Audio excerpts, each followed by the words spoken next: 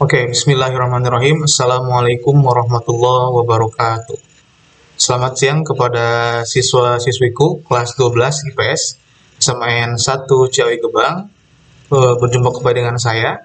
Pada kesempatan kali ini, kita akan membahas lebih jauh, melanjutkan materi kemarin, di mana pada materi kemarin kita sudah sampai tentang sifat dan karakteristik perubahan sosial. Pada pertemuan kali ini, kita akan membahas tentang apa itu teori-teori dalam perubahan sosial. Sebelum kita melangkah kepada apa saja teori-teori dalam perubahan sosial, kita terlebih dahulu memahami tentang apa itu teori.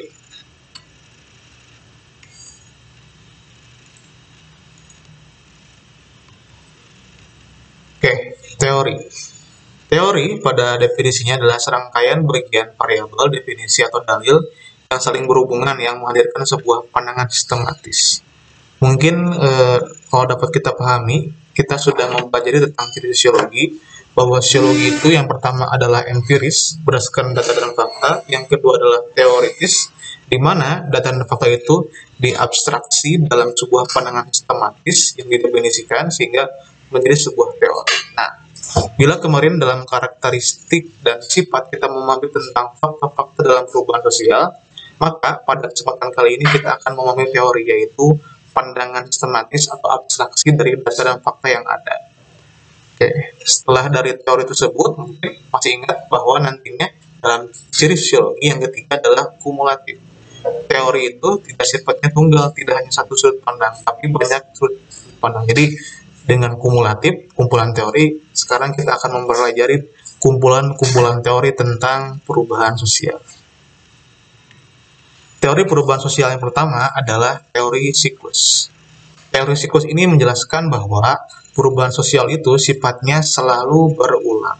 Tidak hanya kepada satu titik, di titik terendah ke titik tertinggi, tapi pada dasarnya perubahan itu berulang.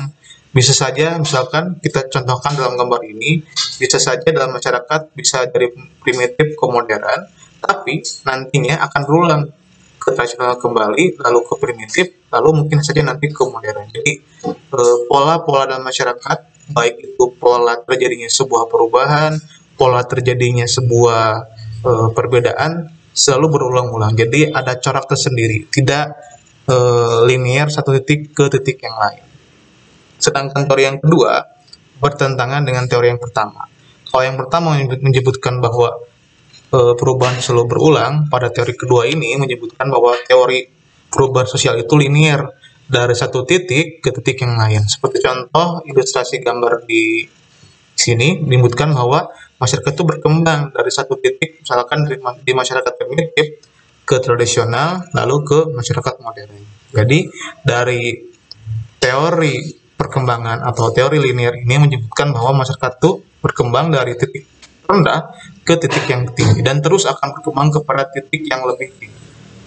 Oke, seperti itu. Jadi perbedaannya kalau siklus selalu berulang, primitif, tradisional ke modern, ke tradisional ke primitif lagi, tapi dalam kaitannya tentang dengan perkembangan bahwa akan selalu berkembang ke atas. Seperti itu. Selanjutnya, teori ketiga dalam perubahan sosial adalah teori gerakan sosial. Teori gerakan sosial ini adalah teori yang didasari karena ketidakpuasan dan perlawanan masyarakat. Dalam artian, perubahan sosial ini terjadi karena adanya sebuah ketidakpuasan dalam masyarakat yang direspon dengan sebuah gerakan perlawanan. Baik perlawanan secara baik-baik, halus, atau perlawanan yang mungkin secara frontal, atau mungkin radikal. Dalam artian ini, perubahan terjadi ya karena atas dasar masyarakat, bukan karena alamiah dari sebuah kondisi, tapi yang memang didasari oleh keinginan dari internal masyarakat. Itu teori perubahan dari teori gerakan sosial, social movement. Selanjutnya, yang terakhir, bahwa perubahan sosial ini juga ada teori modernisasi. Modern di sini bukan modern seperti yang definisi pada umumnya, karena modern pada umumnya adalah di mana kondisi terkini, kondisi kekinian. Tapi teori modern di sini adalah bahwa perubahan ini terjadi dikarenakan ada sebuah polarisasi dalam sebuah masyarakat atau sebuah negara di mana ada negara maju dan negara berkembang. Di mana teori modernisasi ini adalah bagaimana masyarakat yang ada di daerah negara-negara terbelakang yang dianggap sebagai kumuh, dianggap sebagai negara-negara terbelakang, ingin berusaha untuk menjadi seperti negara-negara yang dalam tanda kutip disebutkan sebagai negara maju. Nah, karena atas dasar tersebut, maka masyarakat-masyarakat di dalam daerah-daerah yang tanda kutip daerah tertinggal berusaha untuk mencapai sebuah kondisi ideal yang katanya ada di negara-negara yang dikatakan maju, sehingga teori modernisasi ini hanya sebuah perkembangan di mana masyarakat di negara-negara yang tertinggal atau negara-negara berkembang berusaha untuk mencapai taraf dari sebuah negara yang dikatakan negara maju, baik dari segi ekonominya, dari segi sosialnya, dan lain-lainnya. Itu tentang teori modernisasi. Oke, itu sudah 4 teori dari perubahan sosial. Dari mulai yang pertama adalah teori siklus, di mana perubahan itu adalah selalu berulang-ulang.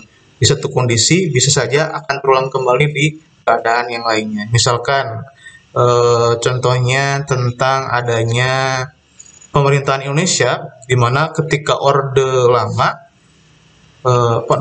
pemerintahan itu diturunkan karena demonstrasi. Pada Orde Baru juga pemerintahan diturunkan karena adanya demonstrasi. Itu berarti teori yang berulang.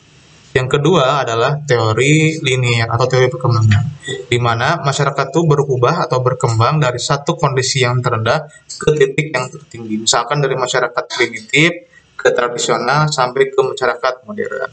Selanjutnya, yang ketiga adalah teori pergerakan sosial. Dalam artian, masyarakat berubah karena adanya ketidakpuasan dalam sebuah kondisi yang ada di dalamnya, sehingga menciptakan sebuah perlawanan untuk bisa berubah. Yang terakhir adalah teori modernisasi, di mana teori modernisasi ini adalah sebuah teori yang menyebabkan bahwa masyarakat-masyarakat di negara-negara yang terbelakang dan negara berkembang berusaha untuk mengikuti negara-negara maju, sehingga muncullah sebuah perubahan modernisasi. Itulah teori perubahan sosial. Oke, sekarang kita coba aplikasikan teori yang saya jelaskan ke dalam sebuah contoh kasus. Oke, contoh kasus di sini adalah tentang adanya reformasi 98 di Indonesia. Oke, silahkan ditulis di kolom komentar analis kalian terhadap tragedi reformasi 98. Apakah ini masuknya ke dalam teori siklus, masuknya ke teori perkembangan, gerakan sosial, ataupun apakah ini bisa masuk ke dalam modernisasi? Silakan analisis dengan 4 teori tersebut di kolom komentar. Terima kasih atas perhatiannya. Saya ucapkan terima kasih. Mohon maaf apabila ada kesalahan. Assalamualaikum warahmatullahi wabarakatuh.